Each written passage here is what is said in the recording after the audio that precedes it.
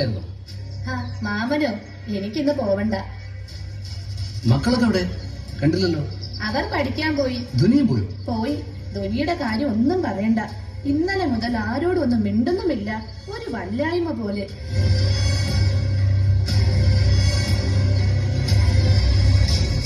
ഇന്നെന്തിനാ സ്കൂളിൽ വിട്ടത്? പറഞ്ഞിട്ട് കേൾക്കണ്ടേ? പിന്നെ ഞാൻ ഇറങ്ങും. മക്കളെ കാണാനാ വന്നത്. അവർ ഇനി വരുമ്പോൾ 5 മണി കഴിയും.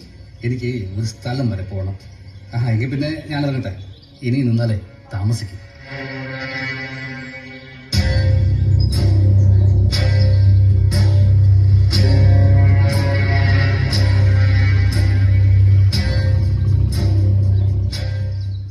ആരാ വന്ന സുജേ? അതെ, കാരേറ്റിലെ മാമൻ വന്നതാ. എന്നിട്ട് എന്താ ഇങ്ങോട്ട് വരാതിരുന്നത്? മാമൻ എവിടെയോ പോകാൻ ഇറങ്ങിയതാ. പോകും വഴി ഇവിടെ കയറിയെന്നേ ഉള്ളൂ. ഒരാളെങ്കിലും ഇല്ലേ നമ്മൾ ജീവനോടെ ഉണ്ടോ എന്നെങ്കിലും തിരക്ക്? നമ്മുടെ കുടുംബത്തിൽ ആരും തന്നെ ഇത്രയും താല്പര്യത്തോടെ നമ്മുടെ കാര്യം അന്വേഷിക്കാറില്ല. എന്ത് നല്ല മനുഷ്യനാ. അമ്മേ, എന്തിനാ നീ ഇങ്ങനെ നടന്ന് വിളിക്കുന്നത്? അങ്ങ് വഴിയിൽ തന്നെ വിളിക്കും. ഇഷ്ടമണ്ടല്ലേ അമ്മേ? രണ്ടുപേരും തമ്മിൽ എന്താ ഒരു സ്വകാര്യം? എന്ത് സ്വകാര്യം? ഇന്ന് നിന്റെ കാരേറ്റിലെ അച്ചാച്ചൻ വന്നു? എന്തുകൊണ്ട് വന്നു?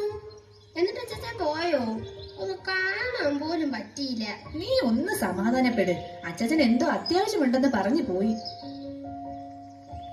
ധോനി, നീ എന്താ ഒന്നും മിണ്ടാതെ നിൽക്കുന്നത്?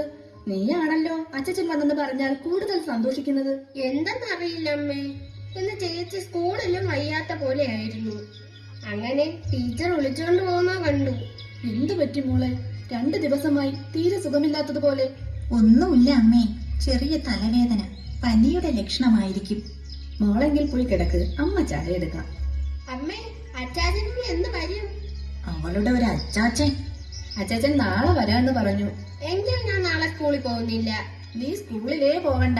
ഇനി അതിന് ഇവിടെ ഇരുന്ന് ചിണുങ്ങയും വേണ്ട. അച്ചാച്ചൻ വരുമെന്ന് പറഞ്ഞത് ശരിയാണോ അമ്മേ? അതേ മോളെ, ഇപ്പഴാ അവളുടെ മുഖത്തൊരു ചിരിയൊക്കെ വരുന്നത്.